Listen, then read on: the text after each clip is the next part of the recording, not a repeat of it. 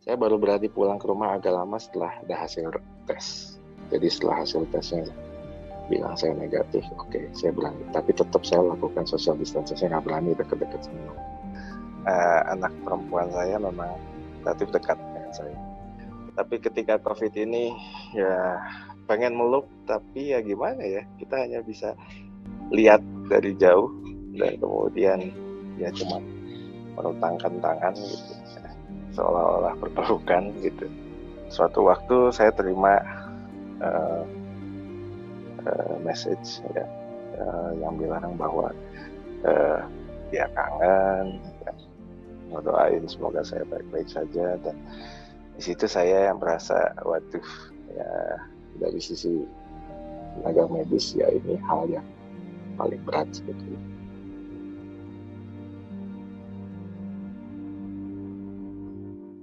Memutus mata rantai virus corona, masyarakat dapat bertahan di rumah saja. Iya, Bu. Ibu berangkat kerja dulu ya, Nak. Titip adek. Ibu masih harus keluar rumah buat kerja. Gimana ya kalau ibu tertular?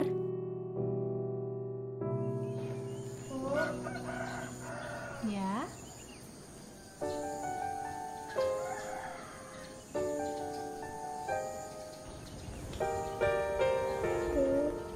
Ini tabungan Intan.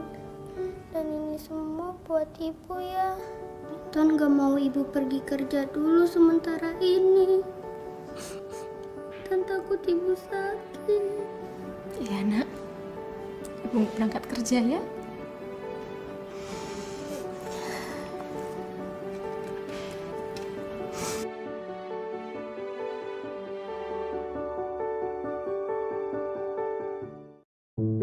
Pemirsa, pemerintah mengimbau masyarakat dapat bertahan di rumah saja untuk memutus mata rantai virus corona. Untuk mengetahui salah satu kesuksesan masyarakat mengelola RT RW mandiri dan Sudah lama saya tidak melihat senyum anak-anak.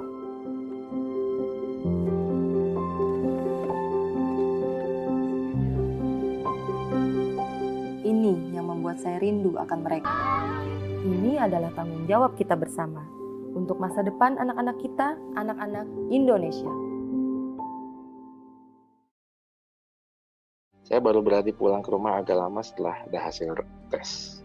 Jadi setelah hasil tesnya bilang saya negatif, oke, saya berani. Tapi tetap saya lakukan social distancing, saya nggak berani deket-deket semua. Anak perempuan saya memang relatif dekat dengan saya. Tapi ketika COVID ini ya pengen meluk, tapi ya gimana ya, kita hanya bisa lihat dari jauh dan kemudian ya cuma menentangkan tangan gitu, seolah-olah berpelukan gitu. Suatu waktu saya terima message ya, yang bilang bahwa dia kangen, ya, ngedoain semoga saya baik-baik saja, dan di situ saya yang merasa waduh ya, dari sisi tenaga medis ya ini hal yang paling berat sebetulnya.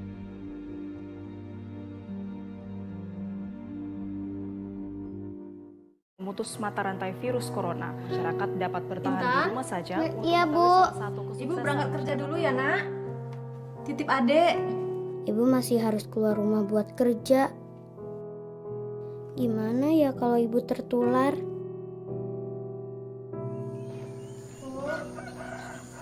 Ya.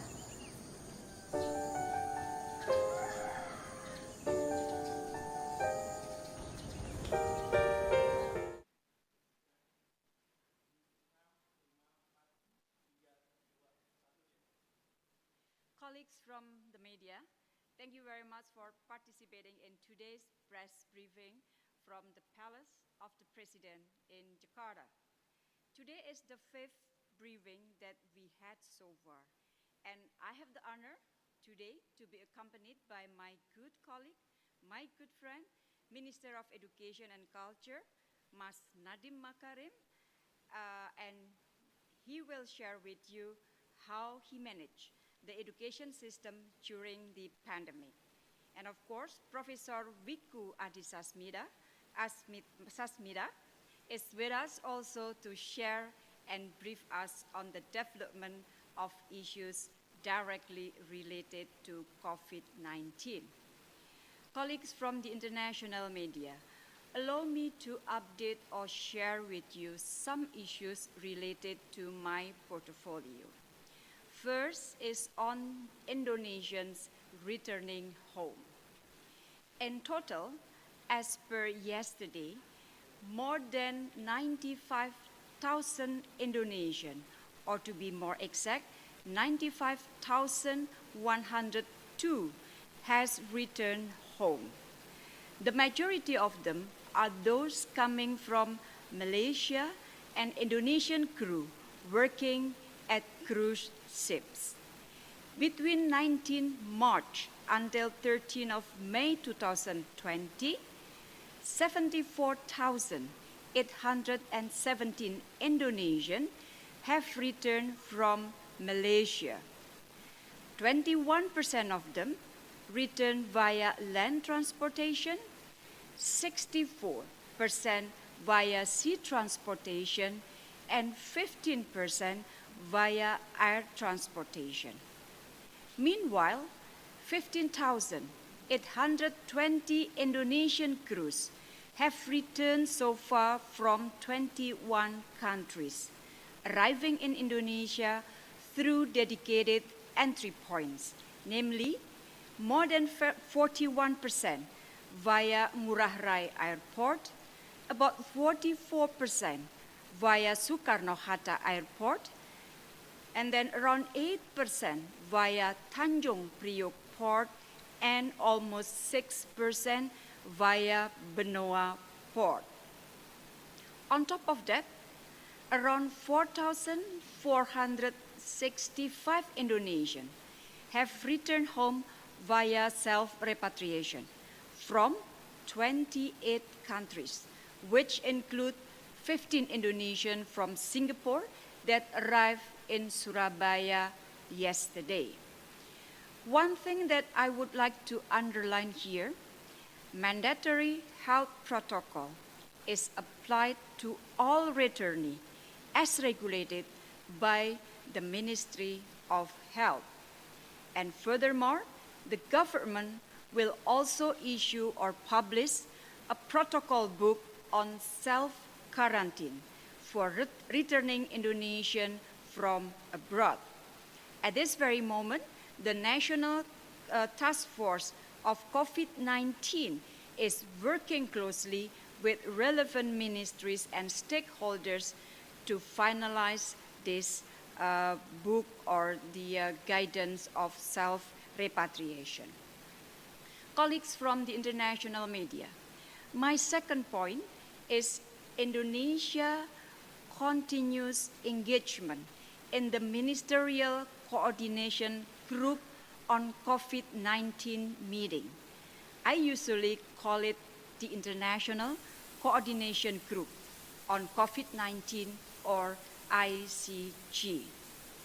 On Tuesday, 2 days ago, the group met again for the 8th times, and I was the lead speaker on the role of private sector in the supply chain during COVID-19 pandemics. 11 ministers participated in the meeting: Australia, Canada, Germany, Italy, Morocco, Peru, Singapore, South Africa, Turkey, and the United Kingdom.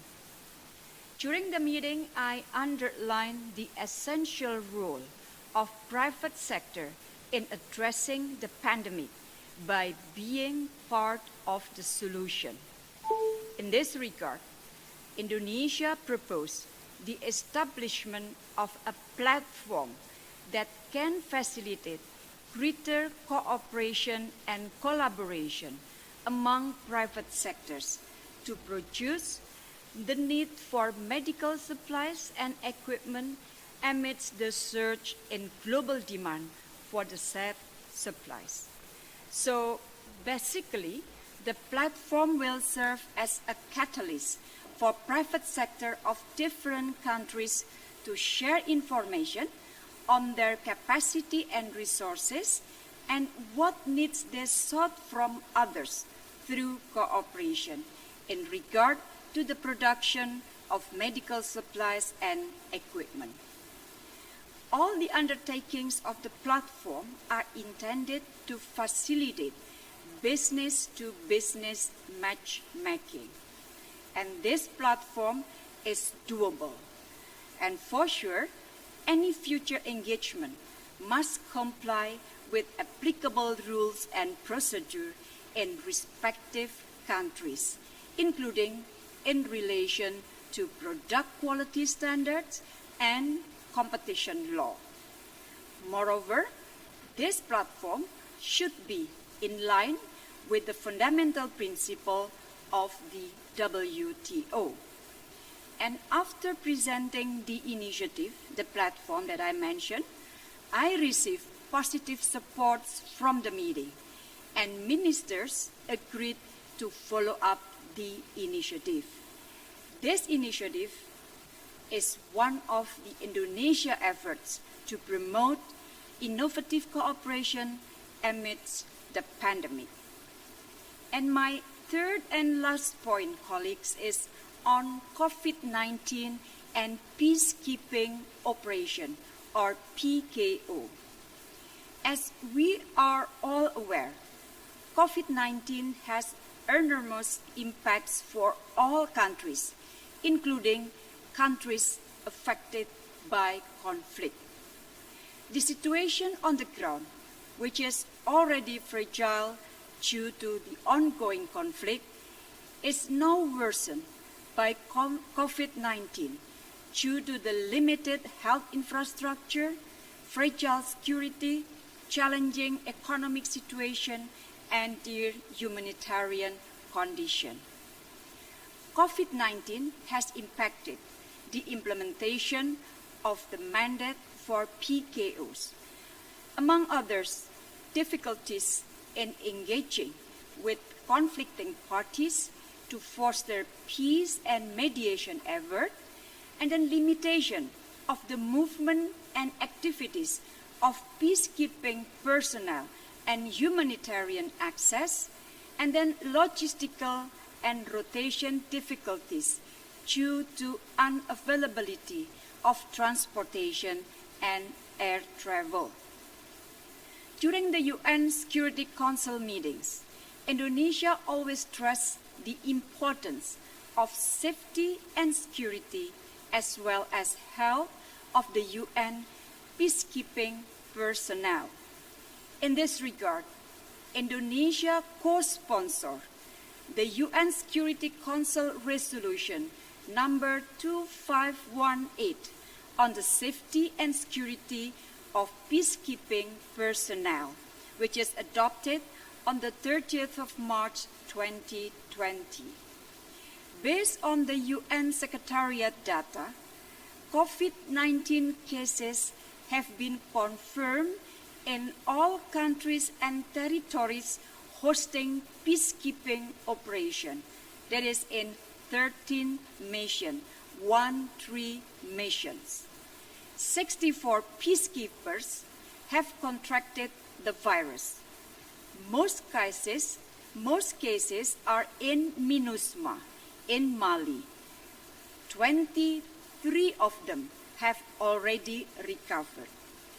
To date, there are no Indonesian peacekeepers infected with COVID-19, but we remain alert and continue to closely follow developments on the ground. As the largest troops and police contributing countries, or I call it TPCCC in the Security Council, or the 8th largest TPCCC in the UN, Indonesia will continue to closely follow the impact of COVID-19 to our peacekeepers. On top of that, colleagues, the UN Secretary General has launched a global ceasefire on 23rd March 2020 to allow the delivery of humanitarian assistance in various conflicts. And as a non-permanent member of the UN Security Council, Indonesia welcomes and supports the call of the UN Security General. Indonesia, together with other members, is also currently active in formulating a draft resolution in the Security Council on measures that need to be taken to address challenges of COVID-19 in the areas of peace and security. Unfortunately, the draft resolution have yet to reach consensus. The longer the UN Security Council cannot agree on the draft resolution on COVID-19, it will give a negative signal on the ground and may even worsen the situation for the population in many conflict areas. UN Security Council members should concentrate on enhancing cooperation for the sake of protecting people in conflict areas. Indonesia stands ready to continue contributing to the negotiation on the draft resolution in the UN Security Council. So, colleagues, that is all from me. And now, allow me to invite my good colleagues, Minister Nadiem Makarim, to convey some updates. Thank you. Pak Nadiem, dipersilakan.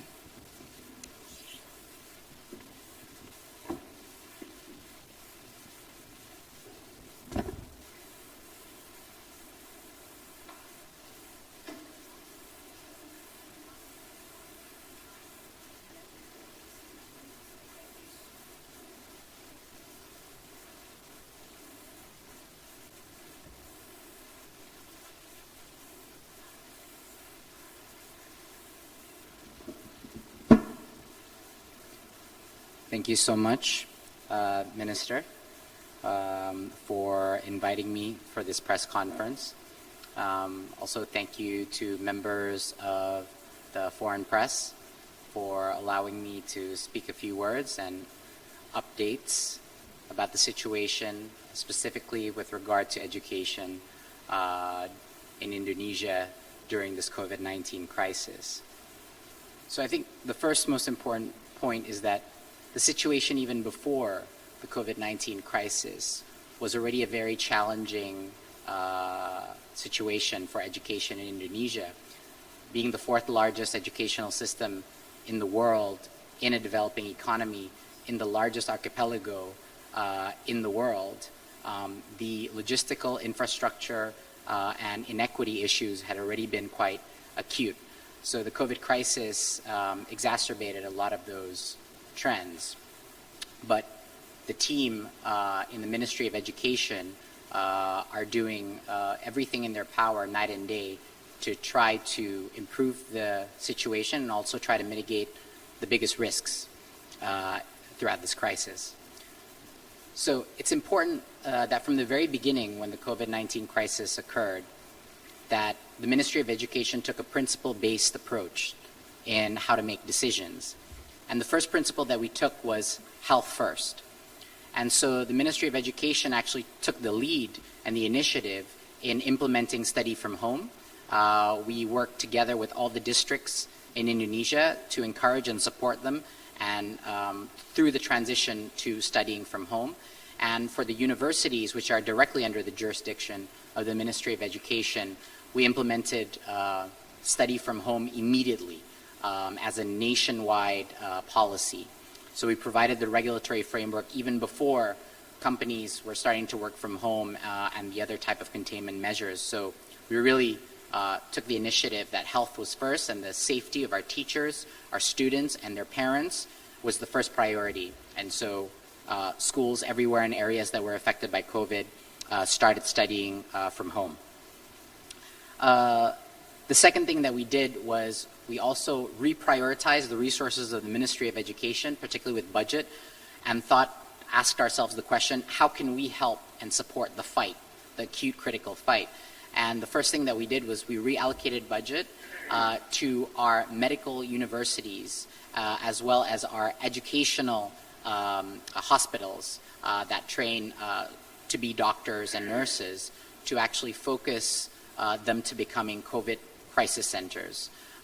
We also, over 13 hospitals that were dedicated for education were open to become COVID testing centers, as well as 13 faculties of health that also became testing centers for COVID. We also reallocated budget to do one of the largest volunteer training sessions together with the WHO to train 15,000 medical students to become volunteers during the COVID crisis for crisis mitigation, tracing, and a variety of testing support and logistics efforts. So we trained over 15,000 of these medical students to be able to become volunteers that are now out in the field. Then we had to tackle the biggest problem of all, which is how do we ensure, unfortunately we have to make this decision about how do we ensure that some learning is happening during this crisis instead of no learning at all. And that is where we took a very diverse approach and pragmatic approach about what we can do to ensure that some learning is still happening and that the effects of COVID-19 do not fall disproportionately upon our youth because of the lack of access to schools.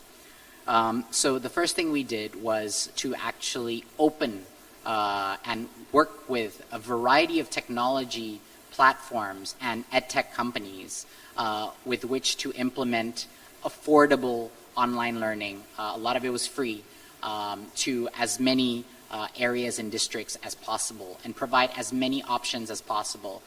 The importance of the option is because Indonesia is unprecedented in the diversity and heterogeneity in terms of socioeconomics, ethnicity, and geography, that we had to provide multiple solutions to allow every single area, school, and district to do what was best for their own educational system.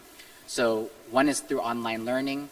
The second is we discovered also that even that there were huge amounts of challenges also with online learning. So for those that did not have access directly to internet, we also experimented with actually taking a very large chunk of one of our TV stations' airtime and dedicated to education, dedicated to numeracy, literacy, as well as to a variety of cultural enrichment and also critical thinking edutainment content. So we launched online learning. We also launched TV-based learning from home. But even that in many areas in Indonesia was not sufficient. And so then we had to rely on the feet on the street and the actual teachers that were mobilizing themselves to actually teach door to door. And so we have no one single approach for every single area, but we have a very highly pragmatic and diversified approach to make sure that some learning is happening instead of no learning at all. Having said that, the situation is by no means optimal, and to say that educational achievement levels would be able to be the same during this COVID crisis would not be true for Indonesia or any other country in the world for that matter. So we have to accept that unfortunate reality, but mitigate the risks as much as possible. One of the most important things that we did was in order to unleash the ability for each of these schools to conduct these types of learning, we also created a series of regulations that would increase the flexibility of how school budgets can actually be utilized to tackle this crisis.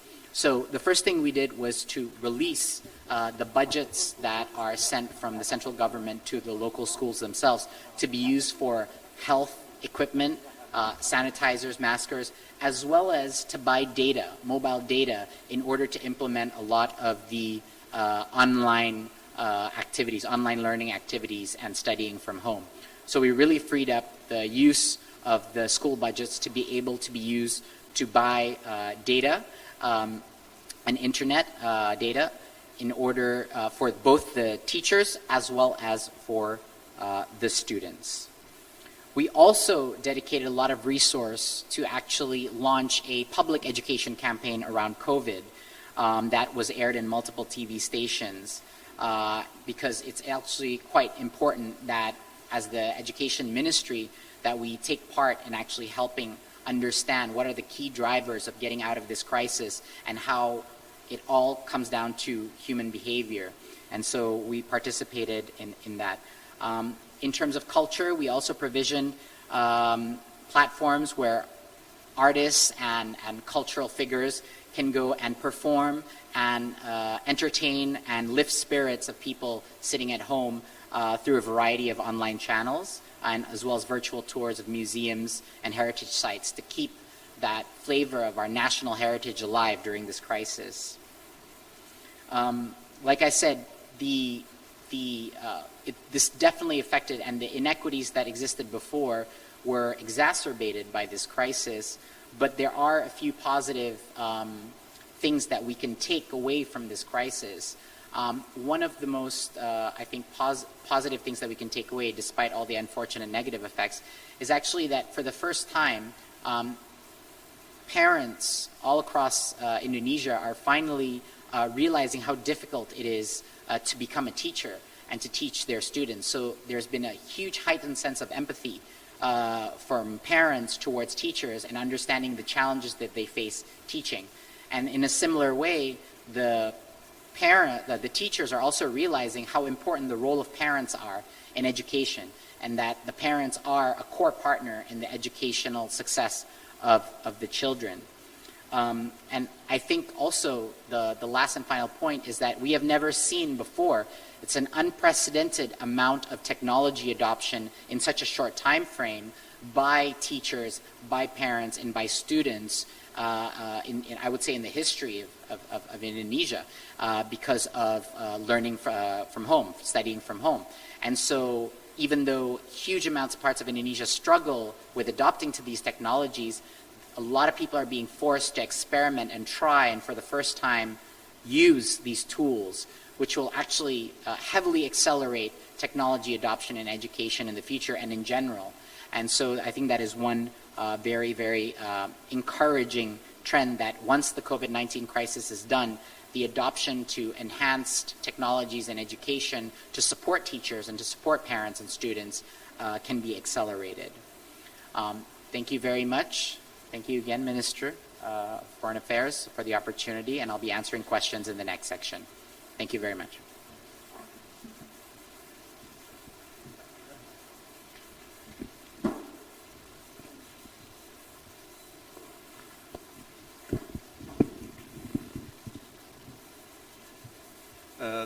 Good afternoon. Thank you for the international media colleagues that are joining this occasion. Thank you, Ibu Retno, our Minister of Foreign Affairs, and Pak Nadiem, Minister of Education and Culture. I'm Wiku Adisasmito, representing Pak Doni Monardo and the National Task Force for the acceleration of the COVID-19 mitigations. For the umpteenth time, we, the humankind, are forced to face another pandemic. Although it is a recurrent event, we are never prepared for such a catastrophe. None of us do. And compared to 75 years ago, when we started building this great nation, it is an undisputed fact that we and the billions of people in the world are in a better health conditions, and thus should be in a better mental condition and a better mindset, including in facing the pandemic. This is the mental situations in the National Task Force COVID-19 response. We believe that panic is not the answer, and the misinformation is a disaster. So this pandemic should be about increasing our public health system and reinforcing that need to have a healthy body and healthy mind. This pandemic should not be about addressing the state of excessive information about a problem, which make it difficult to identify a solution. The state that misinformation disinformation, and rumors cloud our health emergency responses. Infodemics can hamper an effective public health response and create confusion and distrust among people. There is no vaccine against this plague. The only way to get out of it to build common trust. The government, ours, and the government across the world will do their best to protect their people. And in return, the people should protect each other. Protect yourself, protect others. As WHO Director General said, the cure to this situation, first and foremost, is national unity and global solidarity. We call up on you, our esteemed media colleagues, work with us and world government to focus on addressing COVID-19 pandemic, to laser focus on crippling the SARS-CoV-2 virus and nothing else. Now, I would like to return this to the Minister of Foreign Affairs. Thank you.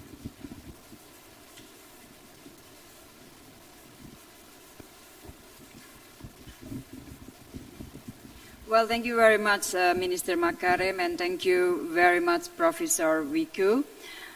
Colleagues, now we move on the Q&A session as usual, and so far we have received questions from 9 medias: Morocco Press Agency, ABC, Voice of America, Anadolu, China Central TV, Channel News Asia, Sky News, Deutsche Welle, and AFP.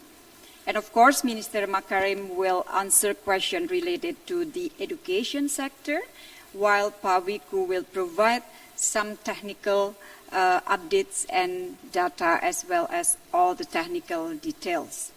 And on my part, I will address questions related to my portfolio. So my first response is 4 questions from Moroccan Press Agency in regard to the latest development of international cooperation for COVID-19 mitigation. To date, Indonesia has collaborated with 104 international partners, comprising of 10 countries, 10 international organizations, and 84 NGOs. And then to answer a question from Deutsche Welle in regard to further investigation on human rights violation against Indonesian crews on Chinese vessel, I would like to convey some updates. I met with 14 Indonesian crews on Sunday, the 10th of May, and gather further information on what they had encountered during working on the fish vessels. Before the meeting with the crews, I also met the investigation team from the police. And then on the 13th of May, I had another meeting with the investigation team and directly led by the chief of Criminal Investigation Agency, and I'm so glad to hear the strong commitment of the police to follow up the cases. And then on May 11, my ambassador in Beijing also met again with the Ministry of Foreign Affairs of China to follow up previous discussion. And I do hope that the Chinese government will fulfill their promise to thoroughly investigate the cases. Going forward, our efforts are aimed to ensuring rights of the crews are fulfilled, and then follow up of this matter through legal process, both by the authorities in Indonesia as well as by Chinese authorities. And then on top of the legal process, The Ministry of Foreign Affairs just yesterday facilitated the meeting between the companies and the families of 2 deceased crews, among others, to ensure swift settlement of the crew's financial right, as well as to provide further clarification on the sea burial of the deceased crews. In regard to question by Voice of America on further development regarding the Ministerial Coordination Group of COVID-19, or I usually say it ICJ, especially on the access to vaccine for all countries and the response by member countries such as the UK, Germany, France, and Canada, I think I had explained this in my previous meeting, and I don't want to repeat it again. And the last meeting, that is the 8th meeting that I mentioned during the briefing, I had also mentioned about the result of the ICJ meeting that was held 2 days ago. And then on the vaccine, yesterday I had a phone conversation with the Foreign Minister of Costa Rica and discussed again about access to vaccine and medicine for all countries. Costa Rica invited Indonesia to join call to action to create a global pool of health technology for detection, prevention, control, and treatment of COVID-19, which will be launched on the 15th May 2020, which is tomorrow. In principle, Costa Rica call for action is in line with the Indonesian position on equitable access to vaccine and medicine, which is needed to tackle the pandemic. Further collaboration with various countries are needed, of course, to ensure the initiative works well. Furthermore, Indonesia is also a co-sponsor of the draft resolution of WHA 73, that is on COVID-19 response at the World Health Assembly. The negotiation was concluded just yesterday, last night. I talked with my team in Geneva and in Jakarta, and the adoption will be held next Monday. So Indonesian inputs on accessible and affordable vaccine, as well as equal distribution and flexibility of trips, were taken on board.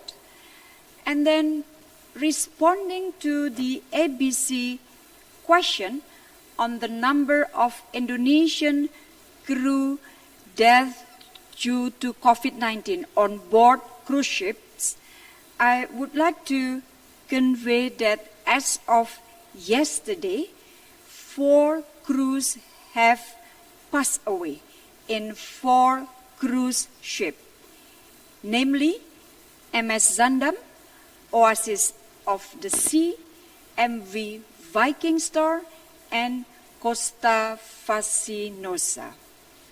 And then answering the Dutch Welle question on the surveillance control of 30,000 returning Indonesian migrant workers, I believe that I have mentioned this earlier during my presentation, that mandatory health protocol is applied to all returnees. And then it brings me to the question from China Central TV on China orderly resumption of production, its economic development status, development potential, and development prospect. What I would like to say is that China is one of the Indonesia important partner for trade and investment. On top of China, ASEAN, ROK, Japan, India, US are among our key partners as well. And Indonesia always stands ready to to continue building strong relation with all partners based on mutual benefit, mutual interest, and mutual respect. Now that I have answered the question directed to me, and now I give the floor back to Minister Makarim to answer the question directed to him, and then after that, of course, to Professor Wiku. Thank you very much, colleague, for giving me some question.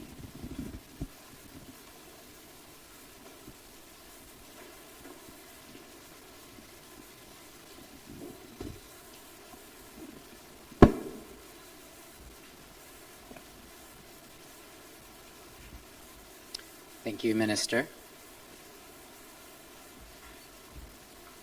The first question I'll be answering is from Channel News Asia. And the question is, what is the effectiveness of home-based learning so far?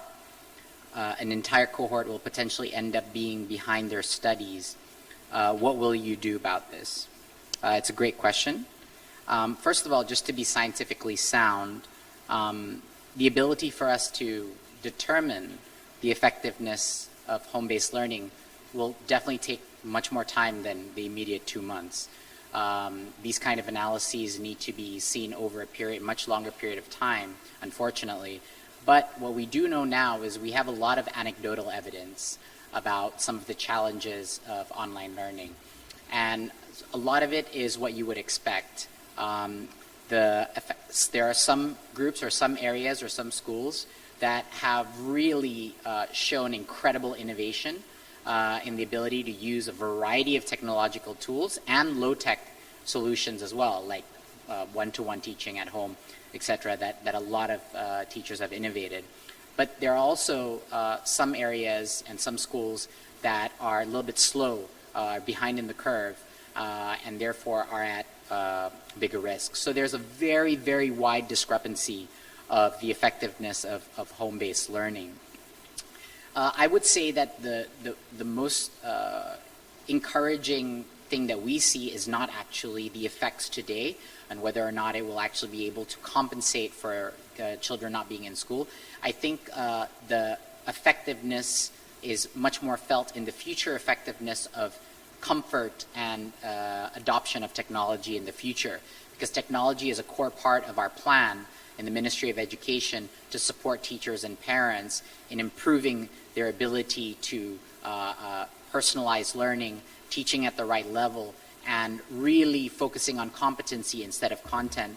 And technology plays a pivotal role at an educational system of this size. So I think some of those positive effects of home learning will be felt after the COVID-19 crisis and not so much during the crisis itself. Some of the things that we did from a regulatory perspective to mitigate the kind of the risks of home learning is we actually created a regulatory framework that did not force teachers to actually complete comprehensively the curriculum towards this final semester. We did something quite dramatic too, is that we were going to change the national exam anyway next year to be more like PISA, to be more analytical based, but we decided to accelerate that and cancel the national examinations this year that would be happening right now, primarily for health issues. But these two things that we did, both relaxing the requirements on completing the syllabus as well as lifting the national exam for this year or canceling it for this year, actually enabled more flexibility in teachers to focus on foundational numeracy and literacy subjects instead of trying to cover the entire gamut of the curriculum. And we thought that was very important to give that time and flexibility for teachers to adapt to this new situation during the crisis. Next question is from also from Channel News Asia, and it's quite a similar question to the question from Voice of America, so I'll answer it at the same time.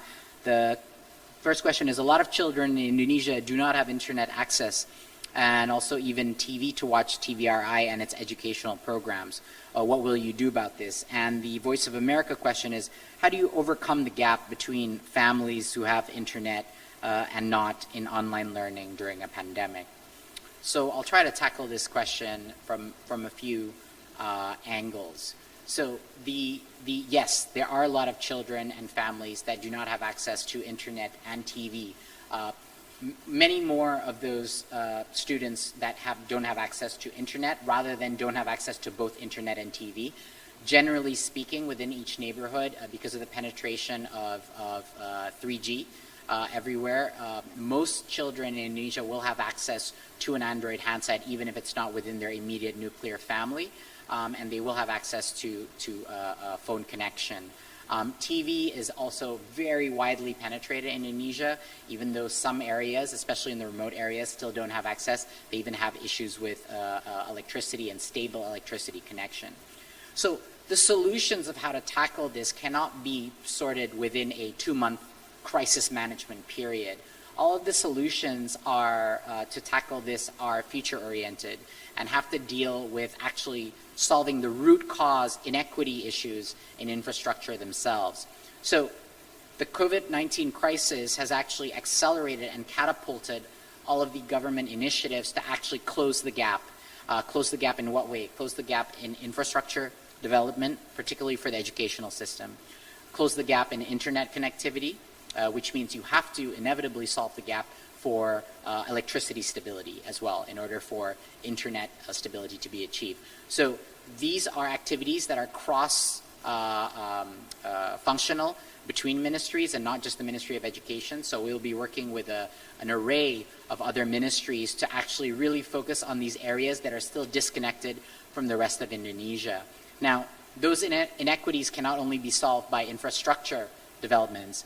The most important inequity in the educational system come from the quality of teachers themselves. So the primary focus, even though we use a lot of technology as tools in the plan of the Ministry of Education moving forward, the primary focus is really enhancing the human capabilities in teaching and redistributing quality teachers and having the best of our teachers actually lead schools to become principals is the core focus of our educational drive, with or without the COVID-19 crisis. But the COVID-19 crisis accelerated this initiative in a very catalytic way.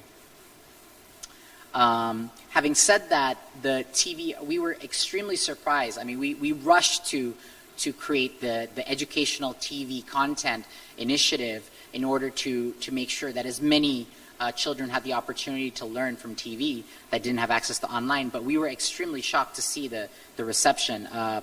The ratings that we received from TVRI were among the highest we've seen in a while when we launched the program. So the appetite to learn by both parents and students was something that was a very pleasant surprise for us and provided a lot of motivation for the Ministry of Education to continue with these kind of alternative programs of learning.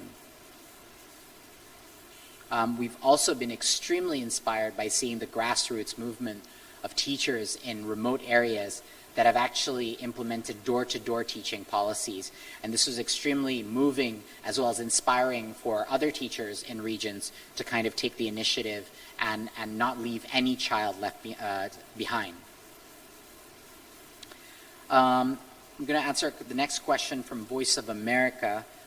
In the past 2 months, there has been a trend of increasing numbers of underage married girls in Solo and several other cities due to increased economic inequality and poverty as a result of COVID-19. What can be done by the Education Ministry to underline the importance of education for girls and how to create an education direction that is gender-oriented? This is a fantastic question. I think the first thing that every type of organizational system needs to do to improve something is to measure it correctly. And that is why we are transforming our national exam system to achieve a global standard, which is like the PISA and OECD standard, but also have survey questions that are actually assessing the value systems at the same time. So we will be assessing the cognitive, analytical capabilities, but also the value systems that are in place in our educational systems. And gender equality and gender empowerment will be a critical pillar in that assessment metric. We will be surveying schools and how they view gender equality, how they view gender dynamics. We will be assessing schools and systems, both teachers and students, on what are their perceptions around sexual harassment and violence, or views surrounding those topics. In the university sector, what we plan to do is actually, we plan to go, which universities in Indonesia are under the direct jurisdiction of the Ministry of Education, so it's nationally run and regulated, instead of schools, which are district run. In the university sections, we're going to take this one step further and actually create organizational systems and reporting mechanisms for sexual violence, which is a critical component of gender equality. It's a critical, actually, negative externality of gender inequity, of why sexual violence and sexual harassment exists. And so we are going head on and tackling that, along with radicalization and also bullying as another two factors. But this will be a pivotal push to eradicate these kind of moral issues that we see in our educational system. So the ministry is taking a very proactive approach in tackling these issues. Having said that, in the previous administrations and the previous ministries before my time here, Indonesia has achieved a fair amount in actually setting equity and participation of male and female in both higher education and lower education. So it cannot be gone without being said that that's already an impressive achievement, at least from the statistics. But now the challenge is how to create the mindsets for gender equality starting from a very, very young age, and to mitigate the more darker consequences of that as the kids grow up. So that's kind of our overall strategy in introducing gender equality. So two student profiles that we're focusing on and we're assessing. One is actually morality and ethics, and the second is universal citizenship. These two aspects of our 6 student profiles, these are 2 out of student profiles, gender equality and ethics are going to be critical components within these 2 student profile achievements that we're trying to focus on.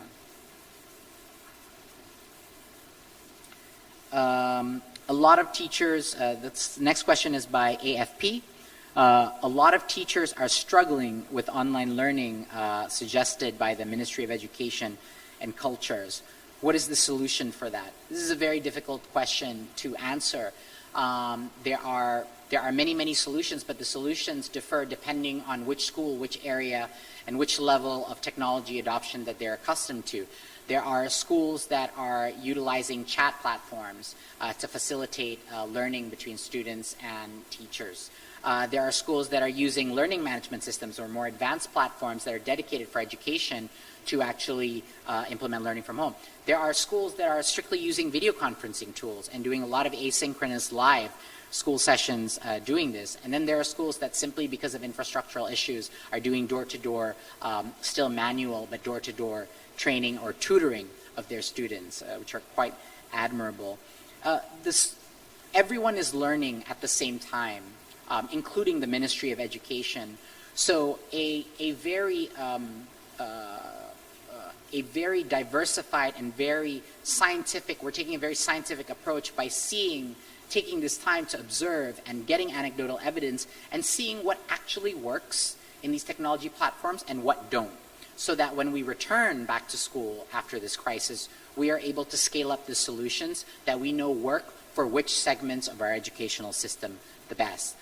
As we would have expected, the ability for university students to adapt to learning from home, even though they have their own challenges from a budgetary or utilizing data and quota costs that have increased high, they are much more quick to adopt as university students to the online learning part, especially the students, even more so than the professors themselves. So we've seen that as a very, we expected that, but I think the struggle to adopt really is happening in our lower educational system, and that's where the challenges will go. But we'll take the best of what works, and we'll eliminate the things that didn't work, and we'll apply that in moving forward of how we're going to use technology in a non-COVID crisis situation, whether we want to employ hybrid learning, whether we want to use technology for personalized or segmented groups or cohorts in classes, how we're going to use assessments to break up classes into smaller chunks based on their competency level. These are all the kind of the next generation tools that are now being stress tested in the COVID-19 crisis.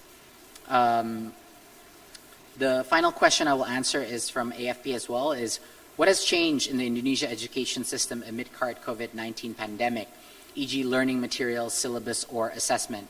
So what hasn't changed? I think that's the better question. I think everything has changed pretty dramatically, not just in Indonesia, but around the world.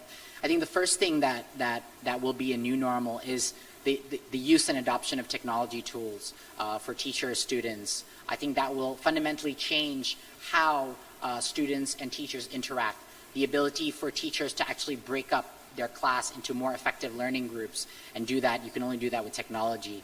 The ability for teachers to implement project-based learning and have kids independently do activities project-based and being mentored remotely, so they don't have to do it within a synchronous class environment in class.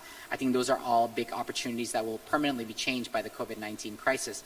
The second is the role of parents. I think this will permanently change in the educational system. The interest of parents and the ability of parents to participate in the educational learning of their children will be a wave that is accelerated, and this is a very positive wave. That will be accelerated. Instead of simply outsourcing education to schools and to teachers, parents now feel a renewed interest to be engaged and participate in the education of their kids. The exam, this was going to happen even before COVID-19, but it just got accelerated. We changed our national standard exam to move from content, rote-based memorization to critical and analytical thinking, more akin to the PISA. We will do this as a way of measuring not individual student performance, but of overall school performance. Those are fundamental changes in how we're assessing. They are no longer punitive assessments, but they are accountable to the principal and to the district educational systems, not to the individual students who should not be punished for their test results. I think that's going to be a fundamental transformation, using technology to deliver those systems, those assessments, and to create assessments that will not be done only at a national scale, but to decentralize those assessments that can be used day to day by students. That will require technology in order to do that. So I think the other thing that will change is the level of volunteerism that we've seen, which has been unprecedented in the COVID-19 crisis.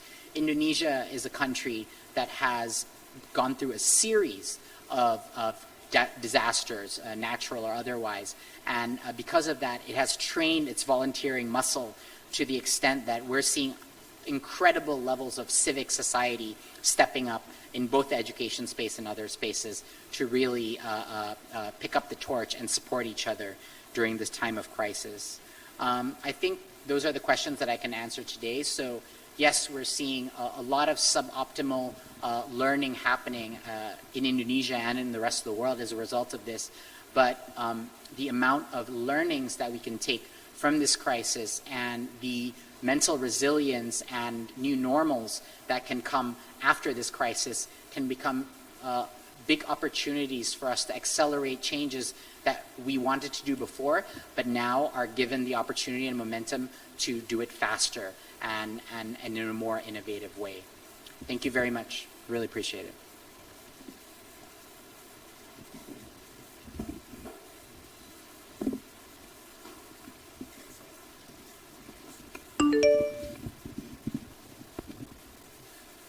Okay, I'd like to answer questions from the media. I have 9 questions.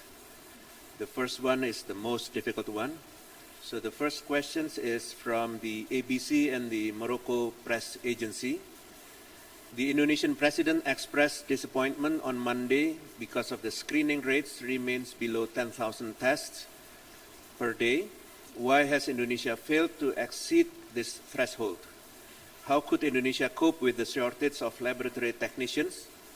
What new measures are being taken to reach 10,000 tests per day? So I would like to respond to these questions. First is that Since the arrival of the pandemic, we understand that Indonesia has limited capacity when it comes to testing. And questions have been raised. Does the number of cases today reflect our testing capacity? One cannot simply follow the rule book of other countries. Therefore, the task force, alongside the Ministry of Health and other ministries, has mapped out the strategy to get through these hurdles. Compared to the earlier days of the outbreak, we have achieved a lot of progress and improvements in terms of the lab capacities. The number of the labs capable of performing the test have been ramped up. Indonesia has also embarked producing its own test kits by March, and we keep exerting to escalate the number. Steadily increasing numbers of referral laboratories and providing testing equipments to priority laboratories. Local governments have also stepped up in finding alternatives to conventional laboratory testing. One of the prime example is from the West Sumatra province. The region has been able to develop a method of pooling test for COVID-19. It has been held in 5 districts or cities and is awaiting evaluations. Although the pooling test is commonly used in laboratories, it can be valid enough to be represented in the populations if combined with the epidemiological methods. So this is one of the innovations that has been developed by the local governments. With the current data integration, we are able to map out the burden of the disease so that we know how to treat them. Hopefully, in the days ahead, Indonesia could suffice the need of COVID-19 testing. We are aware that this is a tough task, but we are trying our best. The second question is from the NHK, Morocco Press Agency, and also ABC. When will the epidemic peak to be reached in Indonesia? Any chance of a second wave? Our response to this question, first, as the national second wave should not happen, but we need to be prepared for it at all times. There will be a chance of the second wave if our citizens do not follow the government advice. The discipline is carrying out healthy behaviors as recommended is the essence of evading the second wave. Perhaps it is also imperative to observe now things are running in each of the regions, not only on the national scope, for wherever the arises in the local scope will impact the nation. The second wave may only occur in regions in which the people do not comply with the health recommendations. At the national level, we, the National Task Force for COVID-19, always keep in track in strengthening the national, our public health systems on the national scope. We have been trying to do our best. However, we couldn't do this alone. We need all Indonesian citizens to hand in hand tackle this pandemic. Thus, our local task force are the backbone of the success in making sure that things are running well in the local scope. The third question is raised by the NHK.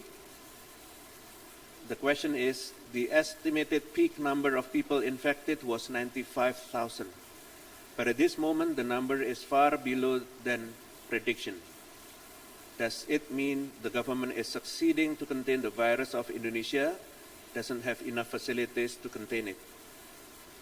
Our response to these questions, we have heard some speculations arise regarding the estimated number for the coronavirus peak in Indonesia.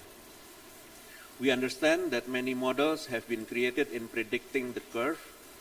However, we need to bear in mind that models do not count changes and do not represent the reality on the ground. For instance, today, we have seen there is a decline in bed occupancy rate for the COVID-19. Though we are aware that not all of the COVID-19 positive cases are hospitalized, and we must still be cautious of the second wave threat, this represents a good sign. The last thing we want is our health facility being overwhelmed by the surge of the COVID-19 cases. The fourth question raised by the Morocco Press Agency. The question is, Indonesia plans to produce its own test kits and ventilators, so what are the latest developments?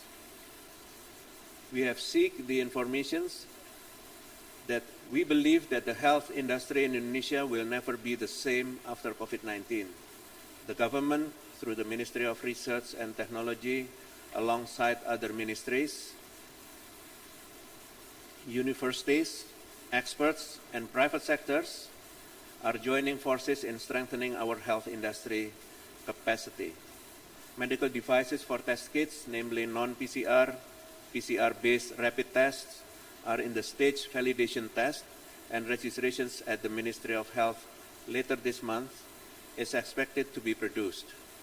For ventilators, it has been reported that there have been 4 prototypes ventilators that have been tested by the device. One of the ventilators from the Institut Teknologi Bandung, ITB, has passed clinical trials and obtained permission to use emergency condition. 3 other ventilators from the University of Indonesia and the Ministry of Research and Technology are in the process of clinical trials. The 5th question from the Morocco Press Agency. If the viral epidemic persists in Indonesia, does the country not envisage a scenario of cohabitation with COVID-19? Indonesia government actions to mitigate the biological disaster of COVID-19 pandemic is also to facilitate Indonesian citizens to change their behavior toward a healthy lifestyle and a good personal hygiene. Parallelly, we do preconditional approaches, measurement of the timing, coordination between the central and local authorities, sorting down the priorities, and monitoring and evaluations as a huge strategic plan in accelerating COVID-19 handling in Indonesia. Virus is also a God creation of what we are. It is created by nature as the natural imbalance happens globally, and so do other diseases which exist to date. All in all, this is all up to nature. If we protect the nature, nature will protect us. And if we bring imbalance to nature, nature will bring imbalance to us, as what happens today by the presence of COVID-19. Pak Doni Monardo, the head of the National Task Force, always remind us with Al-Quran, 41st verse of Surah Ar-Rum.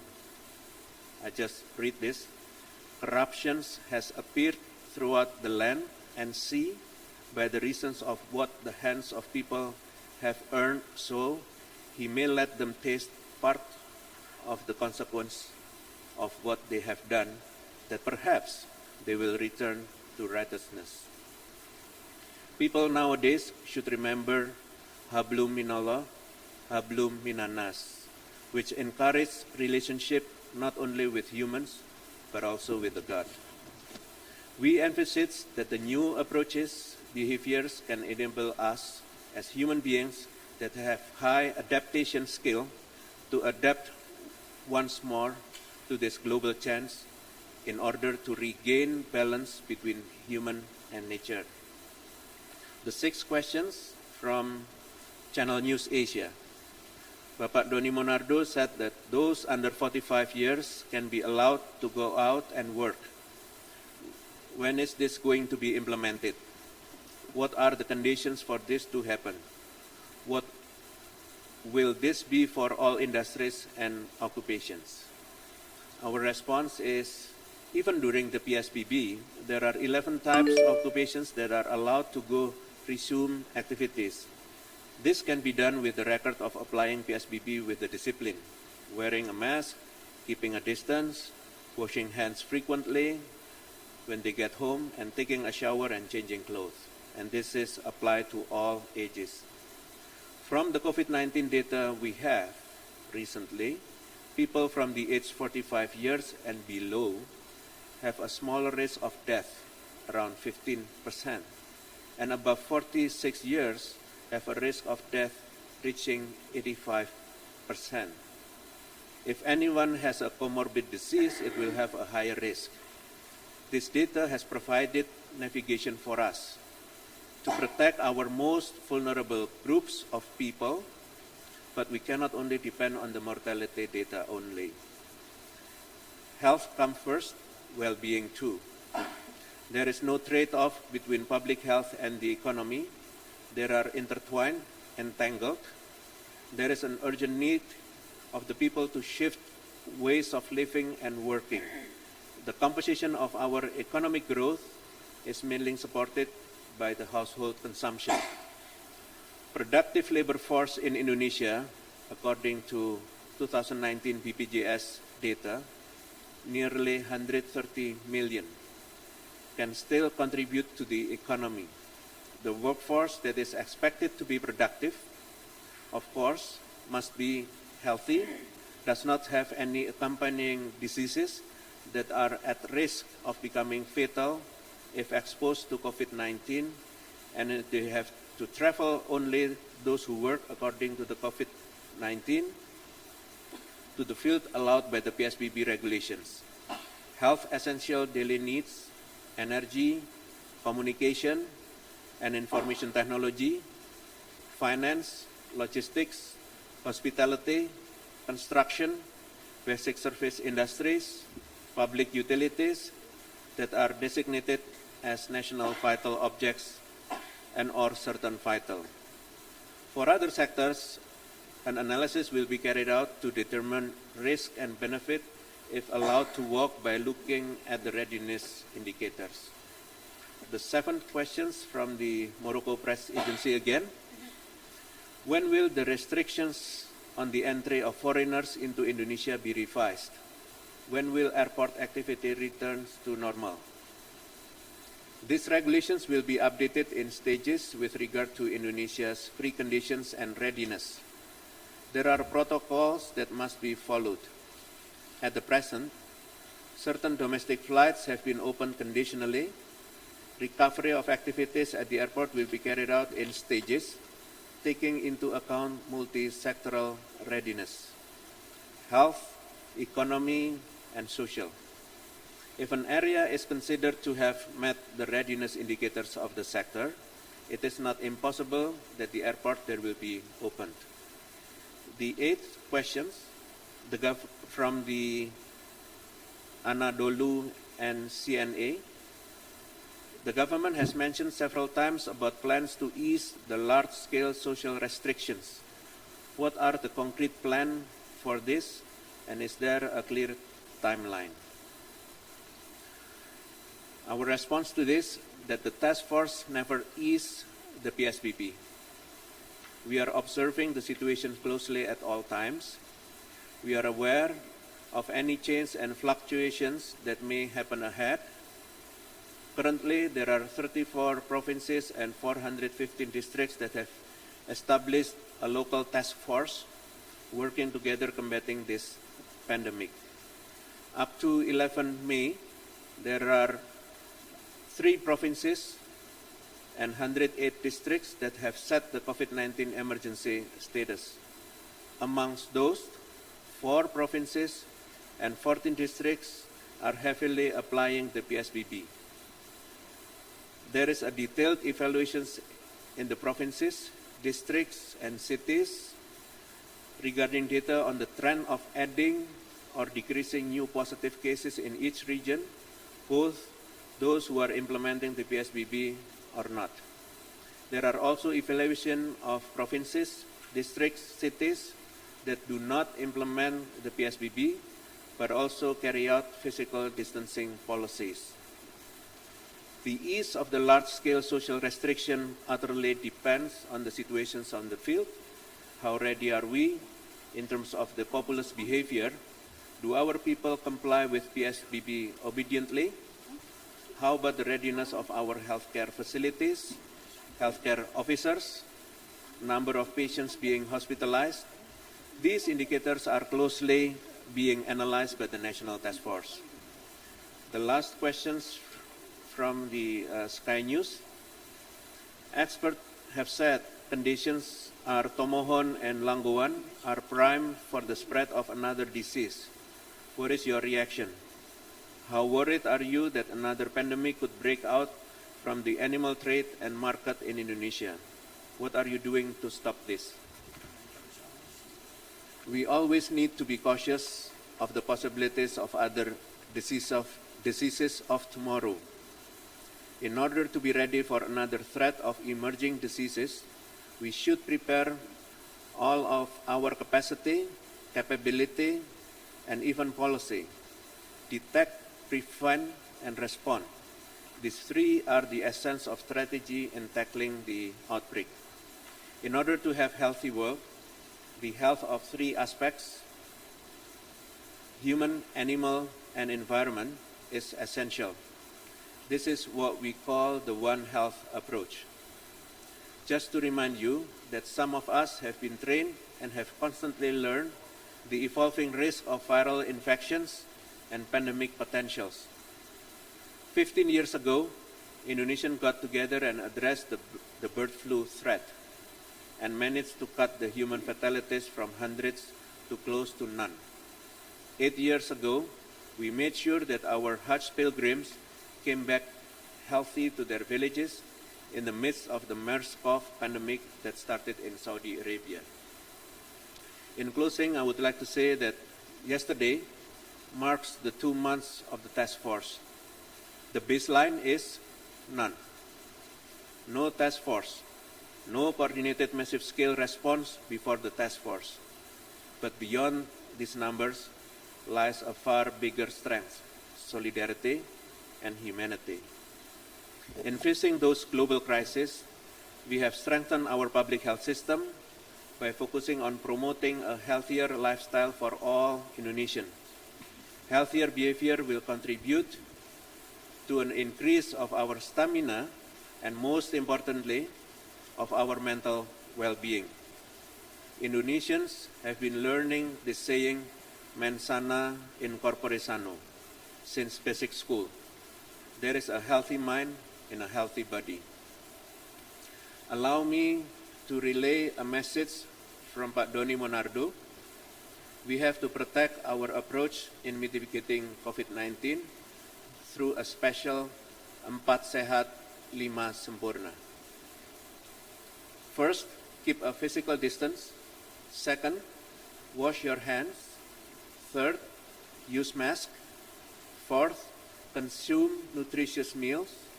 And lastly, maintain your health with regular exercise and adequate rest. I cannot foresee when this pandemic will be fully under control, but I do have a great faith that focusing more on our strength, our collective efforts, will help us through tough times. Together, based on national unity and global solidarity. Thank you.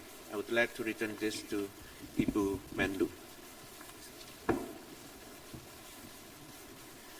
Well, colleagues, this is the end of our press briefing for today. And of course, once again, thank you very much for Mas Menteri, Minister Nadiem Makarim, and thank you very much for Professor Wiku Adhisasmita, and for sure, thank you very much for all of you who participated in this press briefing. So, inshallah, we will see you again, meet you again next week. And to conclude, as usual, stay strong, stay healthy, stay united. Thank you very much.